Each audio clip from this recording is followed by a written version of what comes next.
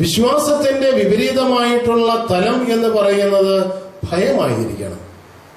നമുക്ക് ഭയമുണ്ടെങ്കിൽ നമുക്ക് വിശ്വാസമില്ല എന്നാണ് മനസ്സിലാക്കേണ്ടത്. ഒരുവൻ ദൈവത്തിൽ വിശ്വസിക്കുന്നില്ല എന്ന് പറഞ്ഞതിന്റെ പേരിൽ മാത്രം അവൻ അവിശ്വാസിയോ അവൻ നരകത്തിൽ പോകുന്നവനോ ആകണമെന്ന് ഒരു നിർബന്ധവുമുണ്ട് എന്ന് തോന്നുന്നില്ല. വിജാതീയരായിട്ടുള്ള ആളുകളെ പോലും, ഏകദൈവത്തിൽ വിശ്വസിക്കാത്തവരെ പോലും രക്ഷിക്കുന്ന ദൈവത്തെ നമുക്ക് കാണാൻ പറ്റും. യോനായോട് ദൈവം ആവശ്യപ്പെട്ടത് നിനവയിൽ പോയി പ്രസംഗിക്കാനാണ്. നിനവയിൽ വരുന്ന ലക്ഷക്കണക്കിന് ആളുകൾ എന്ന് പറയുന്നത് യഹൂദരായിരുന്നില്ല. അവരാരായിരുന്നു? അവർ വിജാതീയരായിരുന്നു. ആ ജനത്തെയാണ് ദൈവം രക്ഷിക്കുക. ആരെ പറഞ്ഞു വിട്ട്? യോനായെ പറഞ്ഞു വിട്ടു. പക്ഷെ യോന പോകാനായിട്ട് മനസ്സാകുന്നില്ല എന്നുള്ളത് മറ്റൊരു കാര്യം. എന്നിട്ട് ദൈവം ആ ജനത്തെ രക്ഷിച്ചത് യോനായ്ക്ക് പോലും ഇഷ്ടപ്പെട്ടില്ല. യോന ദൈവവുമായിട്ട് തർക്കിക്കുന്നുണ്ട്, തട്ടിക്കയറുന്നുണ്ട്. കർത്താവ് ചോദിക്കുന്നുണ്ട്, നിനക്ക് എന്ത് പറ്റി? നീ എന്തിനാ ഇങ്ങനെ ദേഷ്യപ്പെട്ടിരിക്കുക എന്ന് ചോദിക്കുമ്പോൾ എന്താ യോന മറുപടി പറയുക?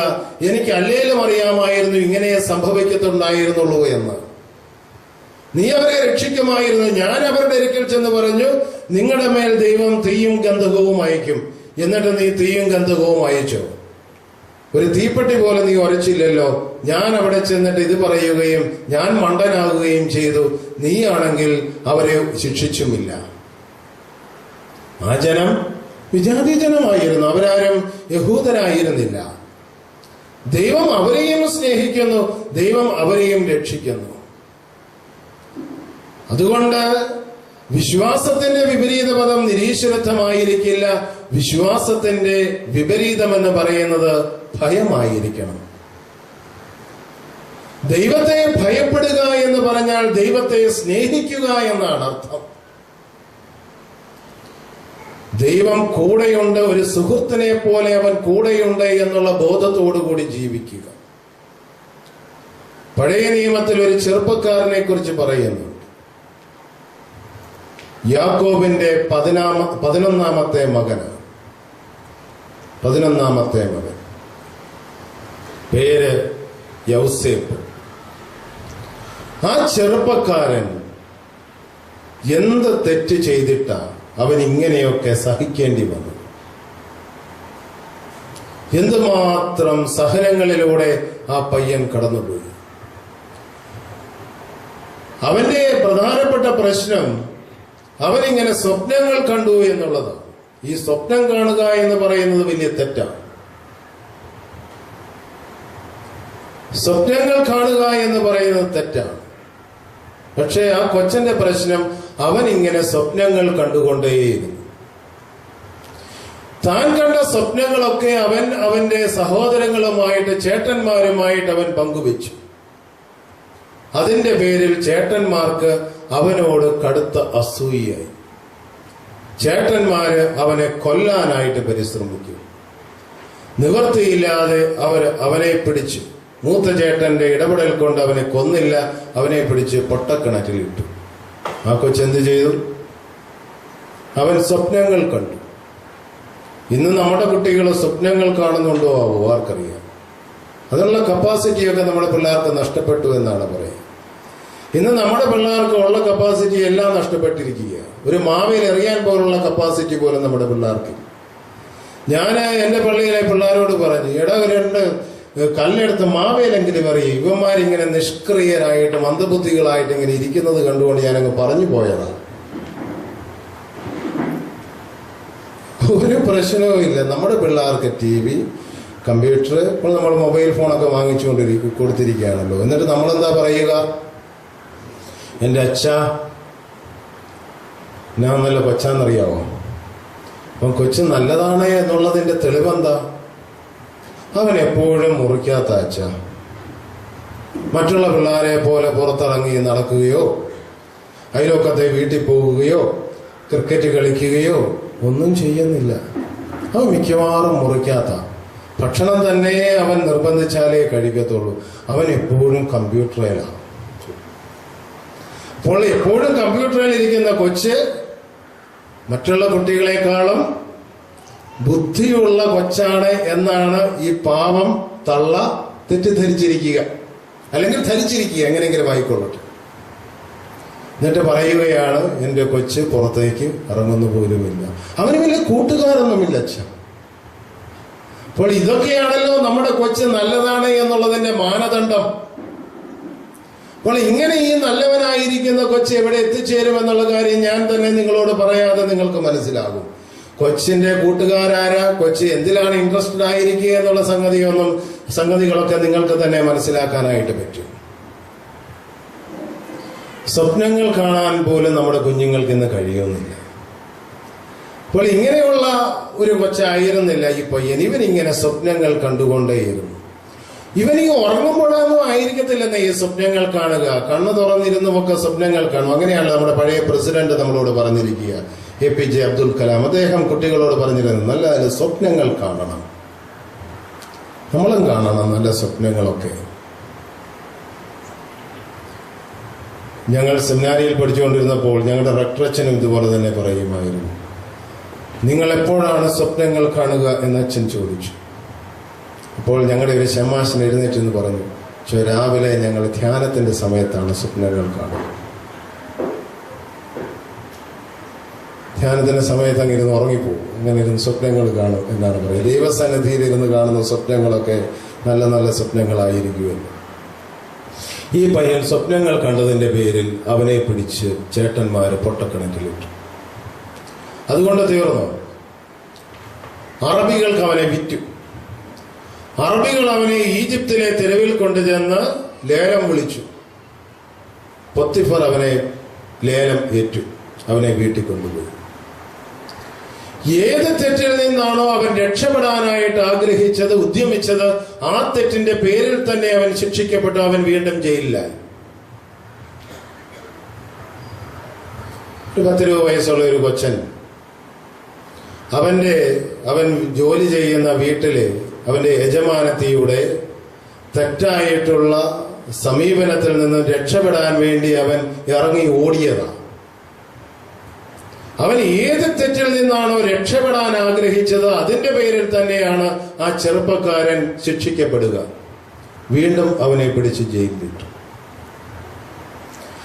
അവൻ ഈ പൊട്ടക്കിണറ്റിൽ കിടന്നപ്പോഴും, അവൻ മാർക്കറ്റിൽ ഇങ്ങനെ ലേലം വിളിയുടെ സാധനമായിട്ട് നിന്നപ്പോഴും, അവൻ വീണ്ടും അവന് ജയിലിൽ കിടന്നപ്പോഴും ഒക്കെ ഈ കൊച്ചൻ ചിന്തിച്ചിട്ടുണ്ടായിരിക്കും, എന്തേ ഇങ്ങനെയൊക്കെ. പക്ഷേ വിശുദ്ധ ഗ്രന്ഥം ഈ സംഭവങ്ങൾ ഓരോന്നും വിവരിച്ചിട്ട് പറയുന്ന ഒരു കാര്യമുണ്ട്. എന്താ പറയുക? ഈ ഓരോ സംഭവവും വിവരിച്ചിട്ട് വിശുദ്ധ ഗ്രന്ഥം ഒരു കമന്റ് പാസാക്കിയിട്ടാണ് അടുത്ത ഭാഗത്തേക്ക് കടക്കുക. എന്താ?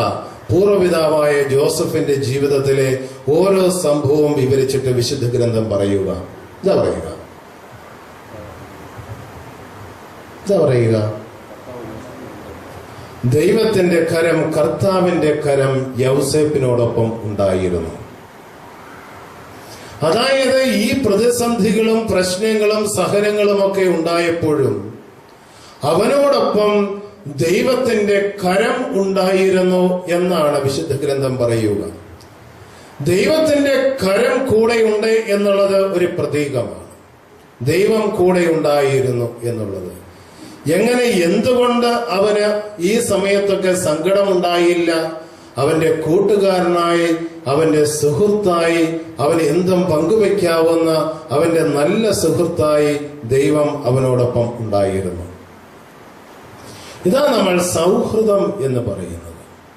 ഈ സൗഹൃദത്തിന്റെ ഭാവമാണ് യഥാർത്ഥത്തിൽ വിശ്വാസത്തെ തീഷ്ണതയുള്ള സംഗതിയാക്കി മാറ്റുക.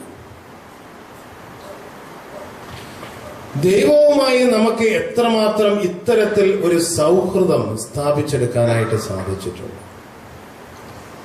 പ്രാർത്ഥനയെ നമ്മൾ സംഭാഷണമായിട്ടാണല്ലോ വ്യാഖ്യാനിക്കുക. എന്താ യഥാർത്ഥത്തിൽ പ്രാർത്ഥന എന്ന് പറയുന്നത്? പ്രാർത്ഥന എന്നതാ? പ്രാർത്ഥന വർത്തമാനം പറയുന്നത്. വർത്തമാനം പറയുന്നത് ഞാനിപ്പോൾ നിങ്ങളോട് ഇങ്ങനെ പ്രസംഗിച്ചു കൊണ്ടിരിക്കുകയാണ്. നിങ്ങൾ എന്നെ കേൾക്കുക, ഞാൻ സംസാരിക്കുക. വർത്തമാനം പറയുക എന്ന് പറഞ്ഞാലും ഒരാൾ മാത്രം സംസാരിക്കുന്നതാണ് വർത്തമാനം. 2 പേര് തമ്മിൽ സംസാരിക്കുന്നത്. അത് മോശയെക്കുറിച്ച് നിങ്ങൾ വായിച്ചിട്ടുണ്ടോ വിശുദ്ധ ഗ്രന്ഥത്തിൽ? അതായത് മരുഭൂമിയിൽ ജനമിങ്ങനെ, നമുക്കറിയാം, അവർ ഈജിപ്തിൽ നിന്നും കാനാൻ ദേശത്തേക്ക് അവർ യാത്ര പോയപ്പോൾ അവർ പലായനം ചെയ്യുകയാണ്. മരുഭൂമിയിലൂടെയാണ് അവർ 40 സംവത്സരം സഞ്ചരിച്ചത്. അപ്പോൾ അവരെന്ത് ചെയ്തു? അവർ കൂടാരമടിച്ചു താമസിച്ചു. അപ്പോൾ ഇവരിങ്ങനെ കൂടാരമടിച്ച് താമസിക്കുന്നതിന്റെ നടുക്ക് ഒരു പ്രത്യേക കൂടാരം അടിക്കാനായിട്ട് ദൈവം മോശയോട് പറഞ്ഞിട്ടുണ്ടായിരുന്നു. സമാഗമ കൂടാരം. പ്രാർത്ഥിക്കാൻ, അതായത് അവരുടെ ഇടയ്ക്കൊരു പള്ളി. പ്രാർത്ഥിക്കാനായിട്ട് ആഗ്രഹിക്കുന്ന ആളുകളൊക്കെ ആ കൂടാരത്തിൽ വന്ന് പ്രാർത്ഥിച്ചിരുന്നു. ഒരുപക്ഷെ അതിനകത്ത് തന്നെ ആയിരിക്കും അവർ ബലിയൊക്കെ അർപ്പിച്ചിരുന്നത്. ഏറ്റവും രസകരമായിട്ടുള്ള സംഗതി എന്താണെന്ന് ചോദിച്ചാൽ, മോശ ഈ കൂടാരത്തിലേക്ക് ഇടയ്ക്ക് വരും, ഈ സമാഗമ കൂടാരത്തിലേക്ക്. മോശ സമാഗമ കൂടാരത്തിലേക്ക് വരുമ്പോൾ ആളുകളൊക്കെ എന്ത് ചെയ്തിരുന്നറിയാമോ? അവരൊക്കെ തങ്ങളുടെ കൂടാരത്തിന് വെളിക്കിറങ്ങി നിന്നിരുന്നു. എന്തിനു വേണ്ടി? മോശ ഈ കൂടാരത്തിലേക്ക് പോകുന്നത് കാണാൻ. അത്രമാത്രം ഹൃദ്യമായ അനുഭവമായിരുന്നു മോശയുടെ പള്ളിയിലേക്കുള്ള ഈ യാത്ര എന്ന് പറയുന്നത്. എന്നിട്ട് അവിടെ ചെന്നിട്ട് മോശ എന്താ ചെയ്തിരുന്നത്? നമുക്കറിയാമല്ലോ, നമ്മുടെ ആളുകളുടെയൊക്കെ ഒരു പ്രത്യേകതയാണ്. നമ്മൾ എന്താ ചെയ്യുക? നമുക്ക് ഭയങ്കര ക്യൂരിയോസിറ്റിയാണ്, ഓരോ കാര്യങ്ങൾ അറിയാനായിട്ടുള്ള വലിയ ആഗ്രഹമാണ്. ഇപ്പോൾ അപ്പുറം ഇരുന്ന് നമ്മുടെ അടുത്തിരിക്കുന്ന 2 ചേച്ചിമാർ എന്തെങ്കിലും ചെവിയിലെന്ന് പറഞ്ഞാൽ ഇപ്പുറത്തിരിക്കുന്ന ചേച്ചിക്ക് ടെൻഷനാണ്. എന്തായിരിക്കും ഇവർ പറഞ്ഞത്? ഇവരെന്താ പറഞ്ഞത്? അപ്പൊ ഇത് സഹിക്കുക വയ്യാതെ അവസാനം നമ്മൾ ചോദിക്കും, എന്നാ പറഞ്ഞേ? അപ്പോഴത്തേക്കും ആ ചേച്ചി എന്നാ പറയും? ഒന്നുമില്ല. നമുക്കെപ്പോഴും ക്യൂരിയോസിറ്റി അല്ലെ, ഓരോ കാര്യങ്ങൾ. അവിടെ എന്താ നടക്കുക, അടുത്ത വീട്ടിൽ എന്താ സംഭവിക്കുക, അവിടെ നിന്ന് ബഹളമൊന്നും കേൾക്കുന്നില്ലല്ലോ, വഴക്കില്ലേ, ഇതിനെക്കുറിച്ചൊക്കെ നമുക്ക് നല്ല ക്യൂരിയോസിറ്റി എപ്പോഴും. ഇതുപോലെ ഈ മോശ ഈ ദേവാലയത്തിലെ അല്ലെങ്കിൽ സമാഗമ കൂടാരത്തിലേക്ക് ചെന്നിട്ട് ഇവരെന്താ ഈ ചെയ്യുക എന്നുള്ളത് അറിയാനായിട്ട് ഇവർക്ക് വലിയ ആഗ്രഹമായിരുന്നു.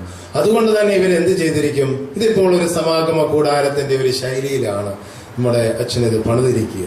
അപ്പോൾ ഇതിനകത്ത് എന്ത് നടക്കുന്നു എന്നുള്ള കാര്യം നോക്കാനായിട്ട് അവിടെ നോക്കിയാൽ മതി. നമുക്ക് ഗ്രില്ലിന്റെ ഇടയ്ക്കൂടെ നമുക്കറിയാനായിട്ട് പറ്റും. നിങ്ങൾ ഇവിടെ ഇരിക്കുന്നു, ഞാനിങ്ങനെ സംസാരിക്കുന്നു. അതുപോലെ ഇവരെന്ത് ചെയ്ത് കാണും? ഇവരെ ഈ കൂടാരത്തിന്റെ അടുത്ത് ചെന്നിട്ട് ഇങ്ങനെ എത്തിയൊക്കെ നോക്കിക്കാണും. എന്താണെന്നറിയാം, വളരെ ഹൃദ്യമായിട്ടുള്ള ഒരു കാഴ്ചയാണ് അവര് ആ കൂടാരത്തിനകത്ത് കണ്ടത്. എന്ത് കാഴ്ചയാണ് അവര് കണ്ടത്?